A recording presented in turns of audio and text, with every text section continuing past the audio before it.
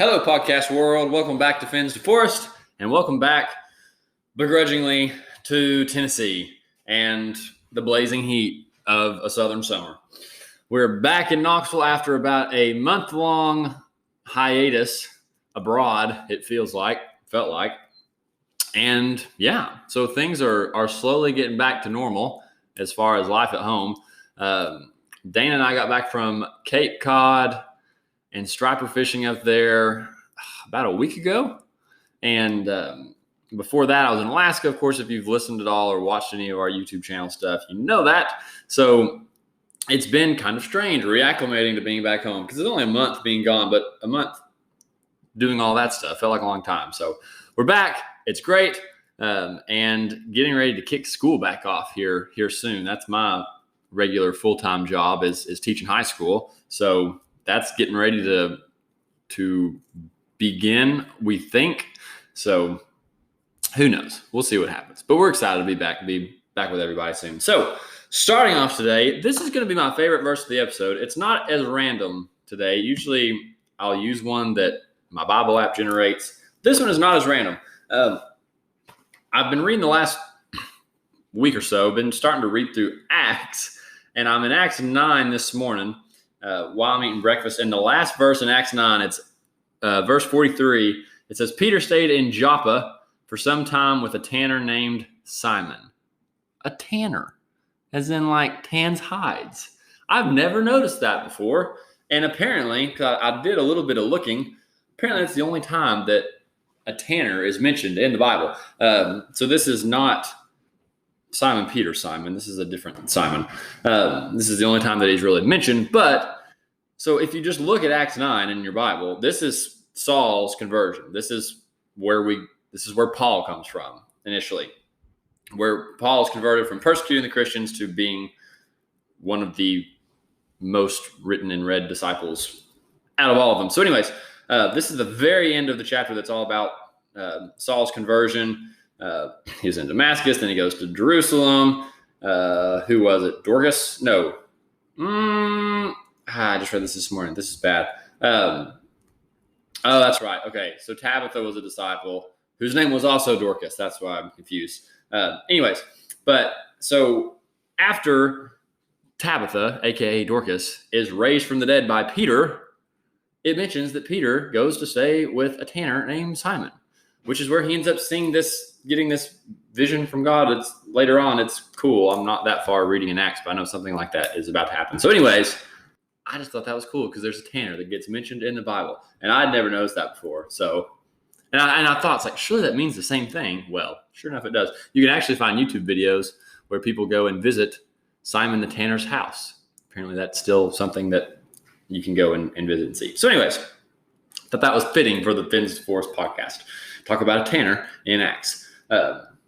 So also, I didn't realize until I started reading this that Luke wrote Acts. I don't know who I thought wrote Acts because I guess I assumed it was Paul, but it was Luke. Okay.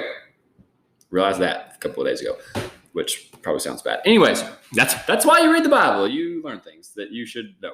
All right.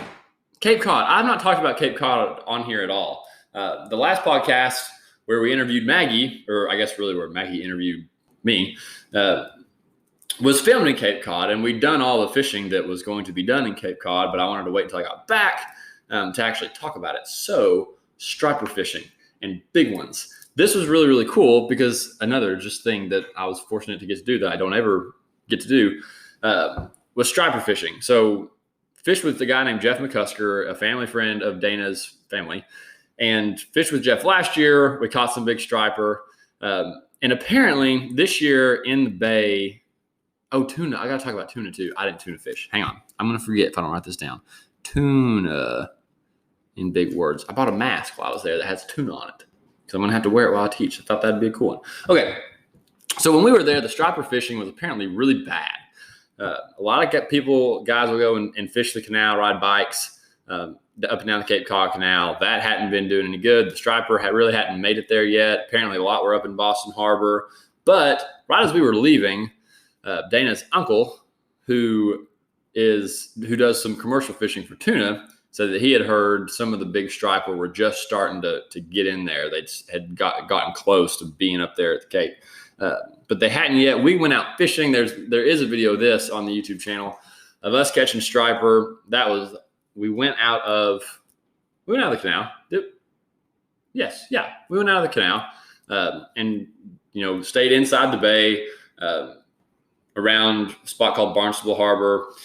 Had thought about going to P-Town, but the water was really, really rough, so we did not go to P-Town. But we caught a lot of fish, and we caught them a lot of different ways, which was fun for me. Last time, I think we caught all of our – actually, no, we caught them doing different things last time too. Anyways, we caught them on – so the Alabama rig, if you didn't know this, the Alabama rig in bass fishing comes from saltwater guys.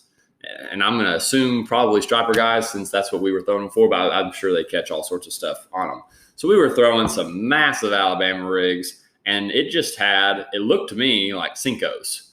Every hook, you had some dummies, although up there you didn't have to have dummies on them. They just run some as dummies to keep them from getting tangled up. But I thought they looked like Cincos. They're supposed to look like sand eels. So you can see that in the video. We caught some on cut bait. We caught some on live bait. And catching the bait, I have just as much fun catching the bait when we go saltwater fishing up there almost as much as I do catching the striper. We were snagging. So it was the old long special where it's a big weighted treble hook, and you're literally just pulling up to a school of pogies. That was the bait we were catching, and just ripping it through them and snagging pogies. And so that was the bait. And then mackerel. We caught a few mackerel just trolling for them, little bitty bait. Last year we could catch them just dropping right under the boat on a sabiki rig, and we would catch 6 or 7 at a time. We didn't find any mackerel stacked up like that, but we did catch some for bait. Actually, I think that all the bait that we got bit on was mackerel, whether it was cut or live. The pogie were going to be if we found a bunch of big striper out busted. We were going to use the pogies there. But mackerel ended up being better for us, at least that day. And then what was really fun, and I have to be a little bit, I can't say exactly where we were because it's kind of a secret spot. It's kind of on the down low. Not a lot of people know about it. It's kind of cool. And so obviously I want to respect the people who get to fish there. But not that anybody that listens to this is going to go fishing Cape Cod Canal anytime soon. But we had the hookup. Let me just tell you that. We had the deal.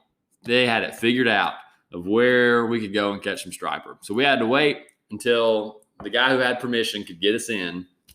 He comes back into town, and we get a text about 9 o'clock at night saying, hey, be at my house at 3:30 tomorrow morning. I've got us in, we're going.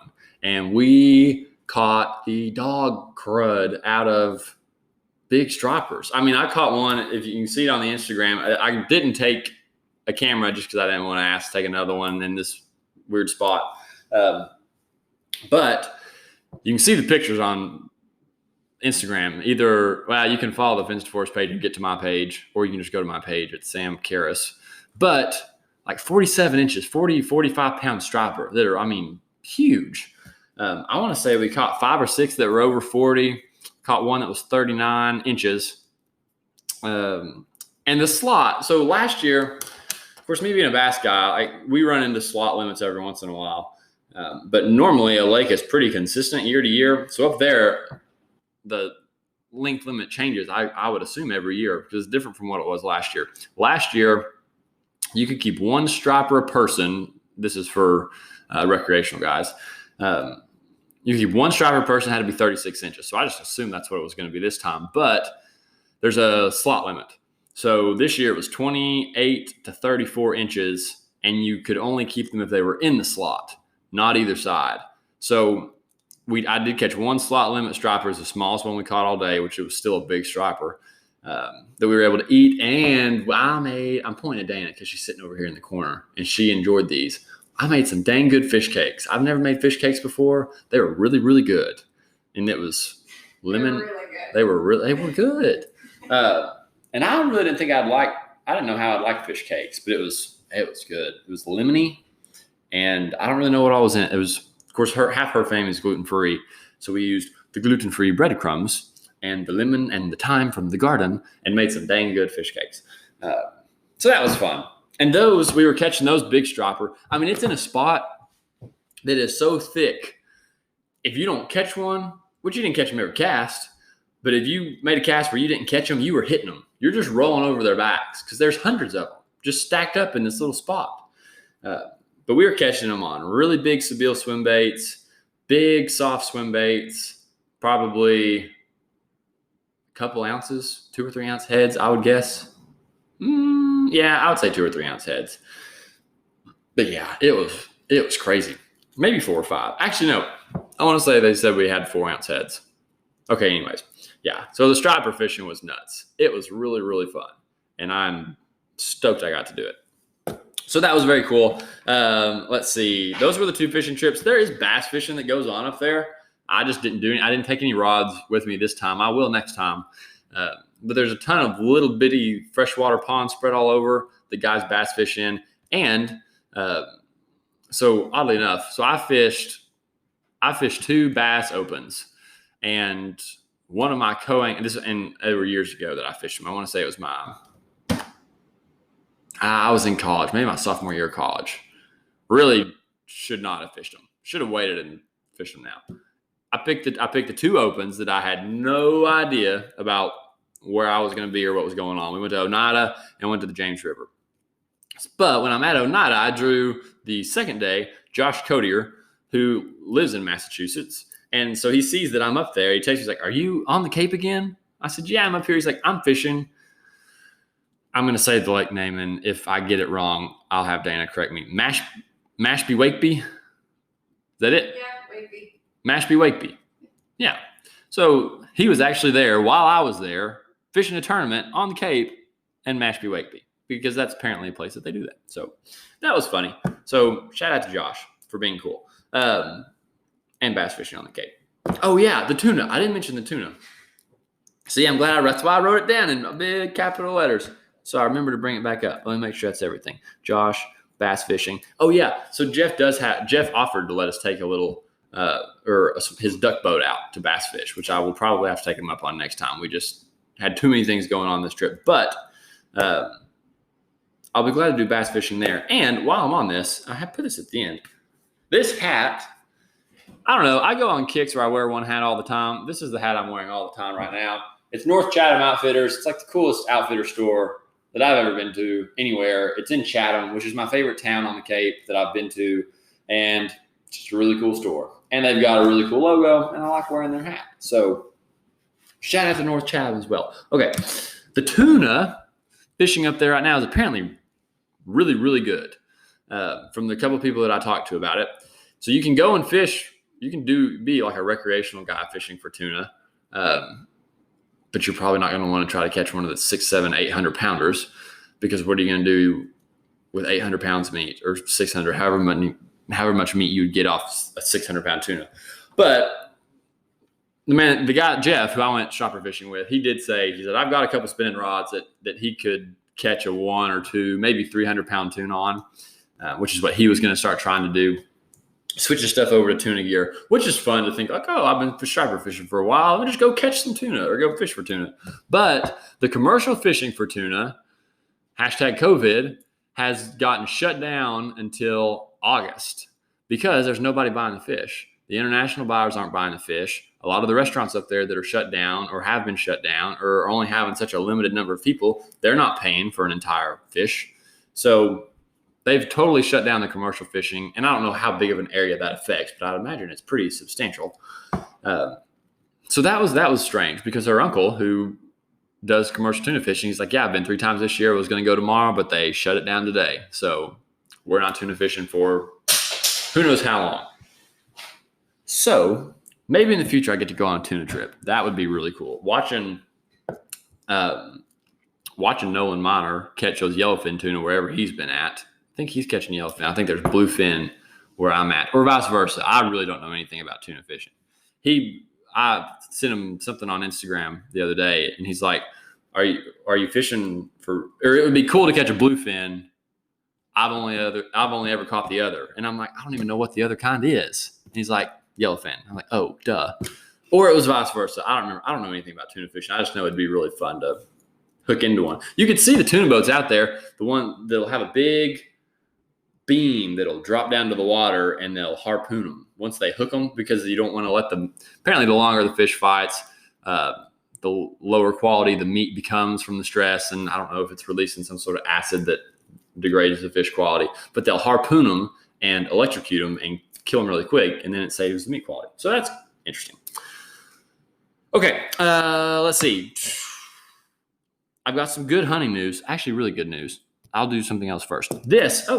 You might, if you're a hardcore follower, which you're probably not, the computer probably looks different because I bought a new computer and you can't see it. Maybe you can see it. You can see it through the quality of the video that you're watching. That I've got a new camera too. So I went kind of, not in over my head, but I went and bought a new computer, bought a new camera, a camcorder camera, not a GoPro camera.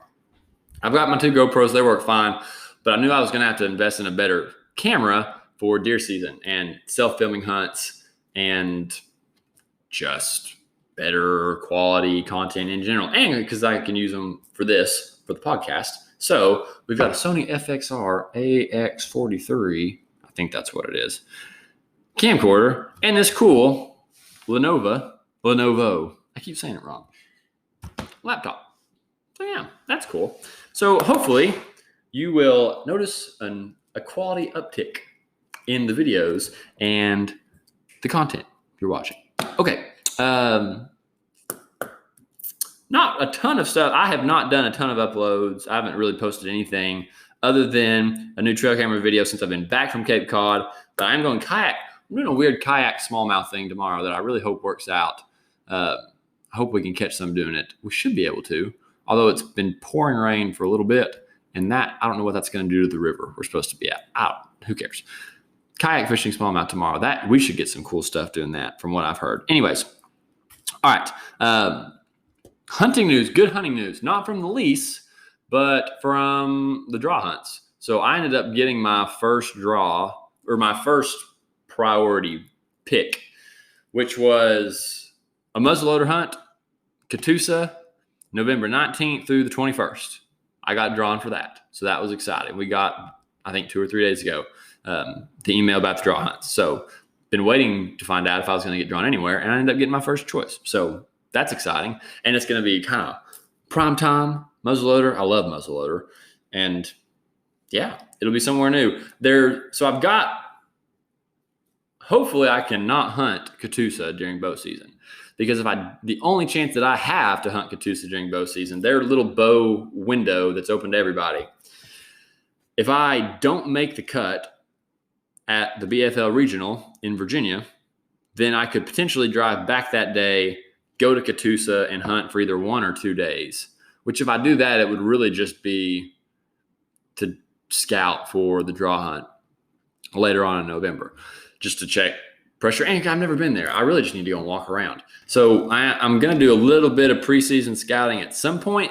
I need to find out when the other Catoosa draw hunts are and see if there's a weekend where I could go and scout in season, like scout the weekend before if there's not a hunt going on. I really don't know how much of this draw hunt stuff works, so I've got some studying to do there. But that I was excited that I got any sort of draw just to give me other options, places to go. Now, it would not be bad if I end up getting some brute on camera on the lease and end up hunting some big buck up there, but odds are I'll be at Catoosa for those at least 2 days. It's a Thursday through a Saturday, which I did not realize when I signed up for it. Not that it would have changed anything in me signing up for it, but it's a Thursday through a Saturday. So I'll probably take that Friday off of work to at least give myself 2 days to hunt over there. So although in case, if it needs to be a sick day, I should probably not say I'm going to take that Friday off. I won't take that Friday off. I'll just take Saturday and it'll be great. Okay. I'm just kidding. I won't have to take a sick day. All right. Draw hunt. Really no updates from the lease. I'm going back on Saturday. Lance and I are going to go check the cameras, check the food plots. I don't know if I said this last time. The food plots were sad, which I kind of knew that was a possibility. Actually, well, I really didn't know what to expect. So when Rowan and I put those food plots in, which there's a video of a little bit of that day on the channel as well on YouTube, we didn't spray. I would love to be able to spray, and we just didn't think we were going to do nearly as much as we did Two, if I'd known, I might have taken a sprayer and tried to spray some stuff, but also it wouldn't work. What's happened, it seems, was when we cut and plowed all of that, where we ended up planting the soybeans. There are some soybeans up. There's not a ton. Hit the turnips that Road planted last year have come back in full force, and they look awful because I really don't think this is the time of year that turnips do well. I also don't know if that's true or not. I just know the deer like them more in the wintertime, or when after the first frost at least. So they're not eating the turnips, I don't think. They're eating the little bit of soybeans that's there, pounding them, but the turnips blew up. And when we went back and looked, it had only been, I want to say 2 weeks, maybe 3 at the most, but I'll be anxious to see. Hopefully they look better. They don't look bad, but there were parts where the soybeans were a little bit sparse. I also have a groundhog in one of the trail camera pictures, and that's a problem because he's going to eat all the soybeans, or a bunch of them. And if there's one, there's probably half a dozen. So if I had time and it was closer, I could just go out there and groundhog hunt for a couple of days, take care of that problem, but that's not an option. Okay. So no real lease updates, although I'm going to be probably moving some cameras this next week, because after looking back through all the trail camera photos again, I'm not super pumped about the lack of bucks. So no point in keeping them where they're at. I'm going to move some trail cameras around and see if we can't find some bucks this last month and a half, 2 months before bow season really starts. I am looking forward to Velvet Weekend just because that's going to be a big chance to actually get out there and scout in person and see what we can see. So anyways, all right. Nothing else there. Fishing tournament wise, we've got 2 coming up. And really they're not coming up super soon. It's really just fun fishing right now, which is great. But last 2 tournaments of the year, you've got Chickamauga, the BFL Super Tournament, which I still need to get online and pay for. It's 2 days in September, right in the middle. So the grass bite should be fun. It should be a river grass deal, which I've not done down there very much. And by very much, I mean ever. Because I don't make it down to Chick very often. But after about the 1st of August, that's like in 2 days. Is this a 30 or 31 month? January, February, March, April, May, June, July. Okay. I always have to do the little knuckle trick that I learned in Miss York's class in 4th grade. You know that trick? I do. I've never used it correctly. January, February, March, April, May, June, July, August. You got to go double on the end. When you get to July, on the last knuckle, you got to hit July and then hit the knuckle again and then start back. You never know what you're going to learn. Anyways, why was I saying? Oh, so all the weekends from now until deer season starts, really now through the regional. September's on Chick. October is supposed to be our regional at the James River, which I love the James River. I've been there twice. Each year, different time of year, but once in May, it was awesome. Once in August, it was terrible for me. Went one, and now we're going in October. October, I think, will be fun. Of course, it's always fun. It just needs to end well. So after doing well at the regional last year on Hartwell, I'm really excited to go back to another one and hopefully do well again. But from now to that regional, it's looking like every other weekend is going to be bass fishing, and probably every other weekend is going to be something hunting related. So this weekend's hunting.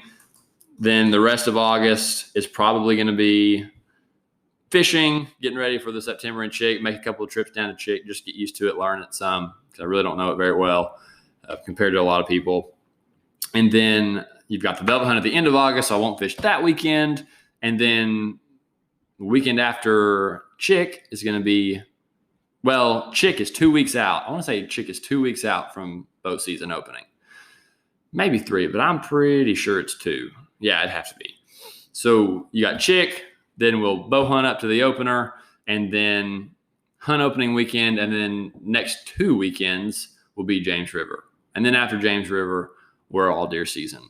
The boat will get a little lonely. Last year was the first year that's really happened to me, where I spent pretty much all fall deer hunting instead of fishing, which I'm not complaining, because honestly, that time of year, that's probably what I'd rather be doing anyways.